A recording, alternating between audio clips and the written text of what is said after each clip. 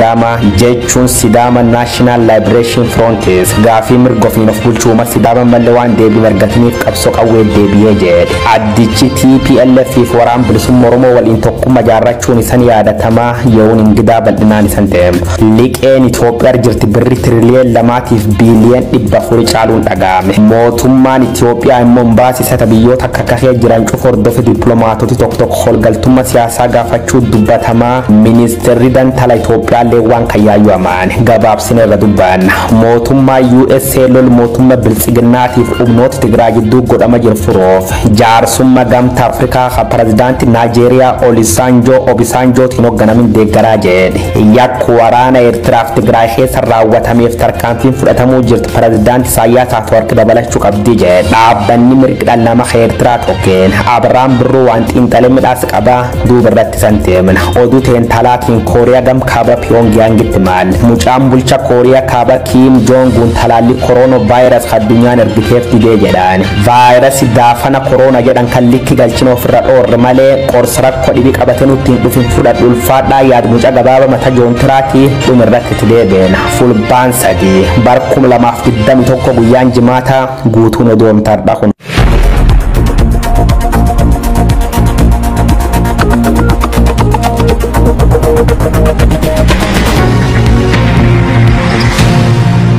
Bakkarraa hordofta maratu nageenya keenya isin ga'u daawwattoota OMN akkam jirtu oduuwwan sa'aatii kanaan Abiraam Birruutu isinitti hima. Addi bilisummaa biyyaalessaa Sidaamaa SNLF sirni aangorra jiru qaama Itoophiyaa durii eenyummaa sabaaf sablammoota biyyattiif kabaja hin qabne deebisuuf dhama'uu ta'uun qabsoo hidhannootti akka seennu nu dirqisiise jedhe.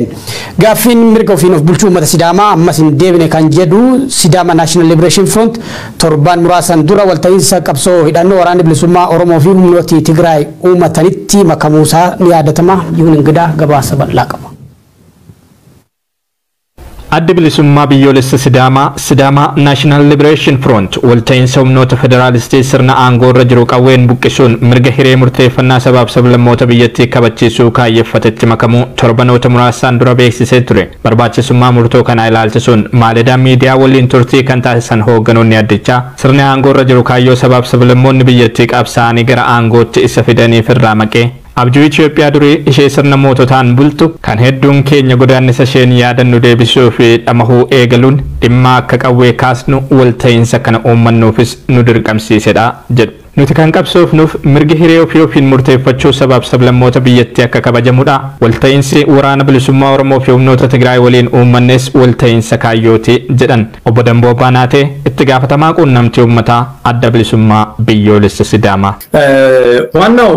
ያገናኙን ዓላማ ነው የዓላማ አንድነት ነው ወን ጉዳ ወሊት ንፊደ ካዮዳ ወልሲመና ካዮቲ ሰበኑ ኢሳስ ስርኒ ወሰራራ ኪሎ ከሰት ጃራሙ የገለ ስርና ሰባፍ ሰብለሞን ቢየቲ ዋይ ኦፊሳኒ ረተካ ኢሙርቴሲነፍ ሚር ኤኙማ ሰብማ ወለሱፍ ይፈትሱቾ ስርና ሰባፍ ሰብለሞን ኤኙማ ኢሳኒን አካ ኢንብሰነፍ ኡካምሱ አንተፍ Kanafi warana bilisummaa Oromoo humnoota Tigraay fi sabaa fi sablammoota biroo waliin kaayyoof waltaanee qabsoofna jecha kan jirruuf kanafanis gara walta'iinsa kanaatti dhufuu qabu. ከዚህ ውጪ ለማንነታችን የምናደርገው ትግል ውጤታማ ሊሆን አይችልም. Siyaasa keessatti dantaa dhaabbataa malee firris teeddiinni dhaabbataan hin jiru kan jedhan qabsaa gameessi saba Sidaamaa obbo Beetaanaa Huxxeessaa gama isaaniitiin TPLF bara aangoorra turetti badiin uummata keenya irratti raawwate jiraatus haalli qabatamaa sirni aangoorra jiru ittiin adeemaa jiru waltaanee sirnicha akka buqqifnuuf kan nu dirqamsiisudha jedhan. Diina waloo waltaanii buqqisuun muuxannoo siyaasa addunyaa ta'us yaadachiisaniiru. በፖለቲካ ዓለም ቋሚ ወዳጅም ቋሚ alaatiin yeelleen maaliif jara kana waliin hiriiruun barbaachise kan jedhuuf addunyaa siyaasaa keessatti firris ta'ee diinni dhaabbataan hin jiru dhugaadha. TPLF kanaan dura dogoggora hojjetee jira. Dogoggorri sun garuu ammatti waliin qabsaa'urraa nu daangessuun irra hin jiraatu. Muuxannoo siyaasaa addunyaa yoo ilaalle fakkeenyaaf yeroo Hitler abjuu addunyaa guutuu to'annoo ofii jala galchuu qabatee ka'etti seenaa keessatti wal maddii hiriiranii kan hin beekne Ameerikaa fi Raashiyaan walta'iinsaan humna kana qolachuuf wal maddii hiriiranii jiru. Wanti amma itti jirrus kanuma. Hitler yeroo amma biyya keenyatti ka'e immoo bulchiinsa milikiin duratti deebisuuf kan socho'udha. Kanaaf waltaanee qolachuu murteessa. አሁን የተነሳው ሂትለር የሚኒሊክን አገዛዝ መልሳለሁ አጋቢ አድርጋለሁ የሚለውና ይህንን ለማፋለም ነው። Gama biroon gaaffiin naannoo ta'uu uummata Sidaamaa deebi'eera. Addichi qabsoo hidhannootti seenuuf haalli isa dirqamsiisu hin jiru yaadonni jedhanii dhagahamu. Dhimma kanarratti deebii kan kennan obbo Beetaanaa Huxxeessaa gaaffiin uummata Sidaamaa naannoo jedhamu qofa hin turre mirga ofiin of bulchuu uummata Sidaamaa karaa guutuu ta'een akka kabajamuuf qabsoofna jedhan. Yeroo ammaa ergamtoonni sirna biltsiginnaa faayidaa dhuunfaaf maqaa uummata Sidaamaan daldalan gaaffii uummata Sidaamaa waan deebi'e fakkeessuuf yaalaa jiru. Dhugaan jiru garuu uummanni Sidaamaa yeroo itti ayyaana isaallee kabajachuuf dhorkamerra geenyee jirra jedhan. Koronaan Itoophiyaatti siyaasaaf oolaa jiru yeroo fiichee cambalaalaa fi irreechi gahu qofaa kan hammaatu ta'us eeran. አሁንም መልሱ ሽባ ነው። Gaaffii uummata Sidaamaatiif deebiin kenname amma sanquudha. Maqaaf deebi'ee jira. Hammumti deebi'eeyyuu kan qabsoo uummata Sidaamaan dhufe malee kan qaama biraa itti galateeffannu miti. Naannoo taataniittu callisaa ta'a kan jedhu dogoggora guddaadha. Warra kaayyoo uummanni Sidaamaa qabsaa'eef hin beeknetu kana jedha. Warra garaa ofiif bitaman warra uummata Sidaamaa hin beekne.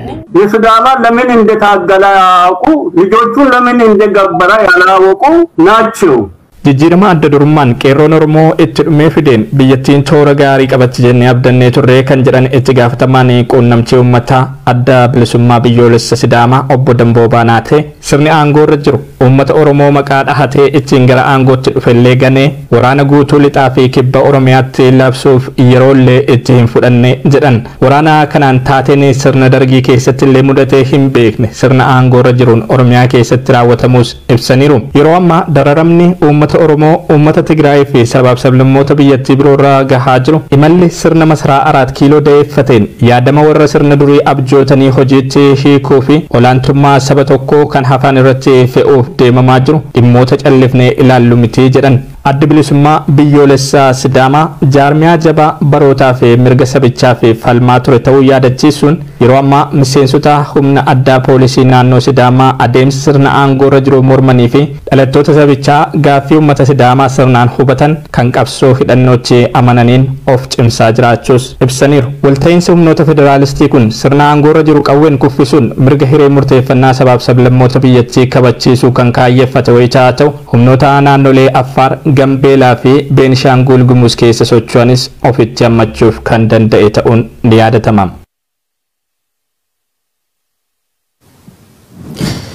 Liqiin Itoophiyaarra jiru birrii tiriliyoona 2 fi biliyoona 400 ga'uun ibsame. Gaazexaan Riippoortar sanada idaa biyyattiirra jiru mul'isu kan ministeera maallaqaa Itoophiyaatiin tibbana ifatee wabeeffachuun akka gabaasetti mootummaan Itoophiyaa dhaabbilee liqeessitoota biyya keessaa fi alaarraa liqiin haga waxabajjii 30 bara 2021 tti liqeeffate birrii tiriliyoona 2 fi biliyoona 400 ga'ee jira jedha. Gatii sharafa maallaqa biyyattii irratti jijjiiramni baankiin biyyoolessaa Itoophiyaa taasise dandeettii waa bituu birrii Itoophiyaa sadarkaa olaanaan gadi buusuu ibsa gabaasi kun. Sababuma kanaan idaan biyyattii irra jirurree birrii biliyoona 200 fi biliyoona 21 oliin dabaluusaa ibsee jira. Idaan waliigalaa haga xumura baatii waxabajjii bara 2021 tti Itoophiyaa irra jiru maallaqa alaa yookiin doolaaratti wayita shallagamu doolaara biliyoona 55 fi miliyoona 600 ta'a jira gabaasi kun. Haa ta'u malee gabaasa BBC'tti bana baaseen ammoo idaan waliigala biyyattii irra jiru doolaara biliyoona 60 darbee jira. Bu'uura gabaasa BBC kanaan immoo idaan Itoophiyaa irra jiru yeroo ammaa birrii tiriliyoona 3 akka dhiyaate hubachuun ni danda'ama. Idaa waliigalaa biyyattii irra jiru keessaa liqeessitoota biyya keessaa birrii tiriliyoona 1 fi biliyoona 1 fi miliyoona 400 wayita ta'u idaan liqii biyya alaa irraa ammoo birrii tiriliyoona 1 fi biliyoona 300 akka dhiyaatu eera gabaasichi. Waggaa 5 baranaa idaan waliigala biyyattii irra ture birrii tiriliyoona 1 hin caalu ture. Waggaa 5 asitti liqiin biyyattii irra jiru dachaa waliin dabalee birrii tiriliyoona 2 fi biliyoona 400 olitti guddachuusaa ibsameetu jira.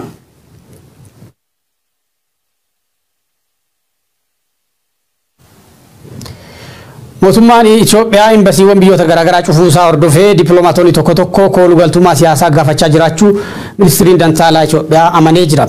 Dhimma kanarratti kan gaafataman dubbii himaa ministirii Dantaalaa Itoophiyaa Ambaasaadder Diinaa Muftii kun hojii qaanessaa dippiloomaatotaati jedhanii jiran. Waa'ee dippiloomaatota Itoophiyaa kooluu galtummaa gaafachaa jiranii odeeffannoo guutuu kennuu baatanillee dippiloomaatonni tajaajila isaanii xumuranii fi biyyatti deebi'anii akka hojjetan waamaman diduun biyya ganuu dhaani koolgaltummaa siyaasaa gaafachuun waanuma baramee jedhan. Waamicha biyyaalessaa biyyi waamaa jirtu cinatti dhiisuun waan salphinaatii jedhan ambaasaadarichi haala yeroo irratti ibsa miidiyaaleef kennaniin.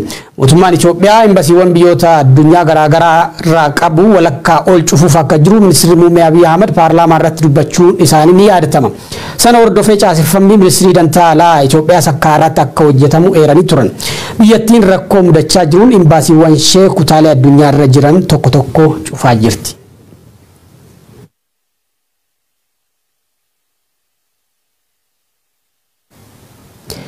Mootummaan United States lola mootummaa bilisiginnaa fi humnoota Tigraay gidduu irratti jaarsummaa gamtaa Afrikaa ka pirezidantii duraanii Naayijeeriyaa Olusegun Obasanjoon hoogganamu akka deeggaru ibse. Obasanjoon ergamaa addaa baha Afrikaa ta'anii muudamuunis waan US deeggartudha jedhan dhaabbata mootummoota gamtoomanitti ambaasaadar United States Linda Thomas Greenfield.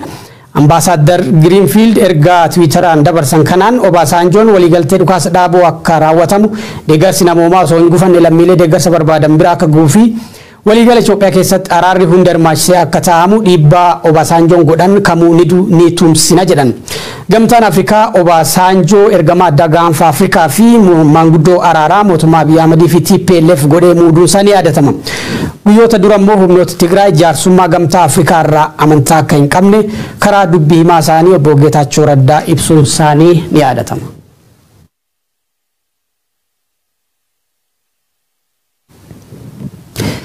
Yakka waraana Eritiriyaa fi Tigraay keessatti raawwatameef tarkaanfileen fudhataman pireezidaant Isaayyaas Afeworqii dabalachuu qabaa jechuun dhaabbanni mirga namoomaa Eritiriyaa tokko gaafate. Tibba darbee mootummaan Ameerikaa ajajaa waraana waliigalaa waraana Eritiriyaa kan ta'an Jeneraal Filiiphoos Waldeyohaannis irratti qoqqobbii buusee ture. Gabaasi dabalataa itti aanee dhiyaata. Walwaraansa Tigraay keessatti deemaa jiruun yakkoonni waraanaa namaa fi duguggaa sanyii ilmoo namaa raawwatamee jira jechuun qondaalota waraanaa fi siyaasaa Itoophiyaa fi Eritiriyaa irratti dhiibbaan idil addunyaa godhamu ammallee jabaatee itti fufeeti jira. Tibba darbe mootummaan Ameerikaa ajajaa waraanaa waliigalaa waraana Eritiriyaa kan ta'an Jeneraal Filiiphoos Waldeyohaannis irratti qoqqobbii buusee ture. Waajjira qabeenya Yuunaayitid Isteetitti muummeen to'annoo qabeenya alaa Jeneraal Filiiphoos irra qoqqobbii kan kaa'e sababa lola Tigraay keessatti qaama yakka sarbama mirga namoomaa hamaa raawwate hoogganaa turan jechuudhaan ture. Daayirektarri muummee qabeenyaa United States Andrea M. Gaaki tarkaanfiin sun waraana Tigraay keessatti kanneen yakka sarbama mirga namoomaa hammaataa raawwatanii waraanicha ammeessan adabuuf kutannoo mootummaan Ameerikaa qabu agarsiisa jechuun isaanii yaadannoo yeroo dhiyooti. Tarkaanfii mootummaa Ameerikaa kan ammoo mootummaan Isaayyaas Afeworqii balaaleffatee ture. Tarkaanfii United States kan hordofee dhaabbanni mirga namoomaa Eritiriyaa tokko ibsa baasee jira.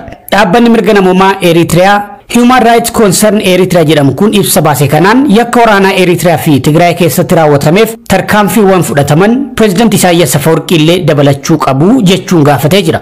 Dhiittaan mirga namoomaa waggoota 30 jechuunis bara bulchiinsa Isaayyaas Afeworqii Eritrea keessatti raawwatamaa jiran guddoo yaaddessaa ta'uu isaanii kan yaadachiise dhaabbanni mirga namoomaa kun waraanni Eritrea Tigraay keessattis gochaa jibbisiisaa waan raawwateef tarkaanfiin Ameerikaan fudhataa jirtu jajjabeessaadha jedhee jira. Haa ta'u malee qondaalota mootummaa Shaabiyaa gochaa sukkanneessaa kana mataarraa ajajan keessaa pireezidaant Isaayyaas Afeworqiin kan duraa waan ta'aniif tarkaanfiiwwan fudhataman hunduu pireezidaanticha dabalachuu qabanii jechuun waamicha dhiyeesseeti jira.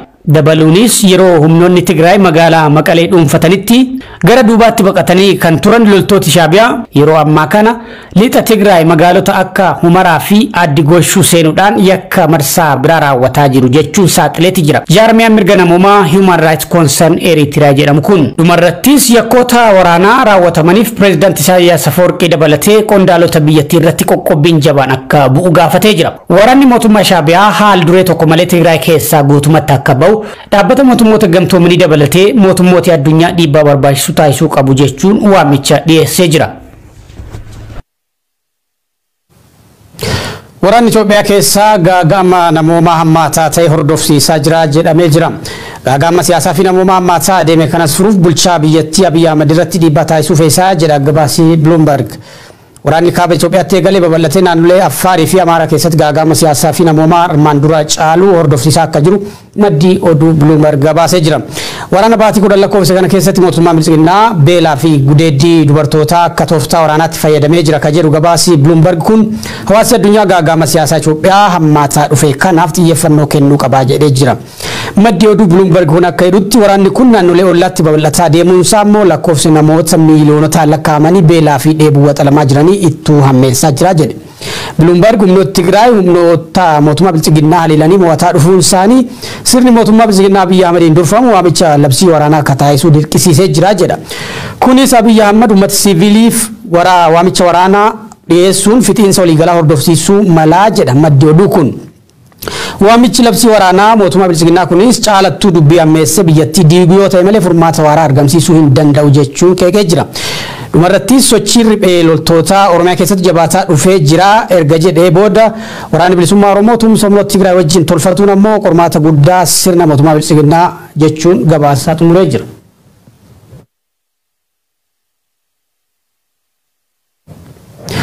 Oduma maddeen alaarraa arganne kabiraatiin Kooriyaan kaabaa talaallii koronaa vaayirasii miiliyoona 3 kennamee fi ture hin barbaadu hiyyeeyyii biraatiif dabarsaa jechuu ishee dhaabbanni biyyoota gamtoomanii beeksisee jira. Biyyattiin cimina ofirraa ittisuu talaallichaa irratti shakkii qabaachuu ka ibse pirezidantiin biyyattii Kim Jong Un yeroo sadaffaaf talaallicha diduutu dubbatama guyyoo waariyoo gabaasa bal'aa qaba.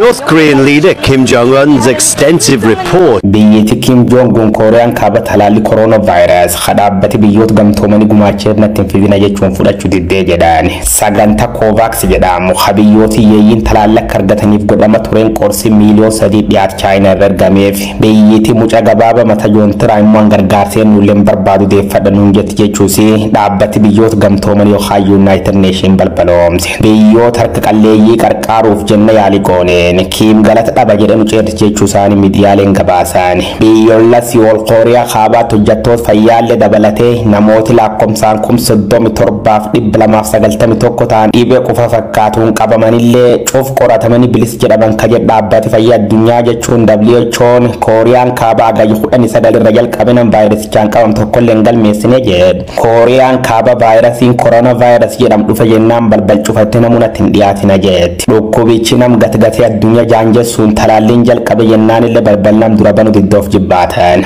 baatii adoolis darbe kan keessallee talaalliin AstraZeneca jedhame ergameef jennaan yaayyuu eebbise nam biraati dabarsa ka jedhu gurbaan Kooriyaa kaaba waan falmisiisu hedduu yaadata.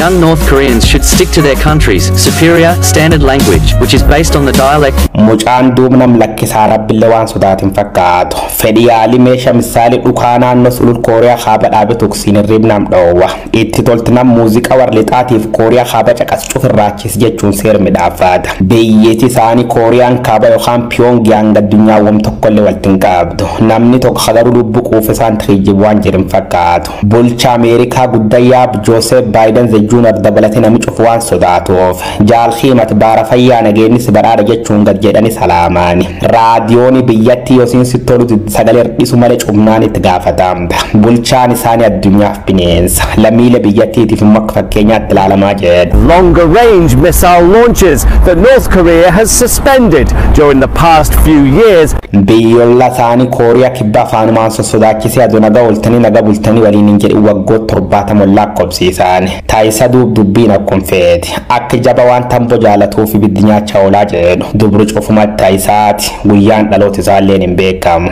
Billichi yookaan suura kaas jennaan isum qoblafaa waltin ejjineen mul'ata. Garuu amallisa kun jajjaba waan taateef yoo inni qoblaa yoonni callisimmoo afaan walitti qabachuu malee murtii biraan qabduu jedhu warri itti dhiyeennaanis beeku. Maqaallee dhugaan of yaama. The New Start, The Brilliant Comrade, The Genius Among Others, The Marshal of North Korean Fanchum Makasaat, waa'ee bulcha Kooriyaa kaaba Kim Jong-un odeessuu jirra. Kim akkanum baatee adoolessa keessallee ministeer dhimma Raashiyaa Sergio Lavrov talaallii Sputnik jedhamu hamoos koonoomisti jaalkeen kabajama Kimiif ergu barbaanne jedhe ture. Inni garuu biyyatti teencimin dhukkub daafana korona jedhan kan ofirra dhoguu waan qabduuf yaayyuu eebbise yeeyyii dhibii qooda jechuun harka deete. Wamtaatee fuduu mucaan Joongil Kim talaalli vaayirasii koronaan harka deete jechuun addunyaa wacuu jirti. Inni garuu waan addunyaa dhagan fakkaatu. tamboxuuxaa biyyuu fi haalaan bulchuu jira jedhan. Kim was able to highlight big advances in his nuclear arsenal. Daawwattoota oduuwwan isaatii kanaaf qabanne kanneen turanii waan daawwattaniif galatooma.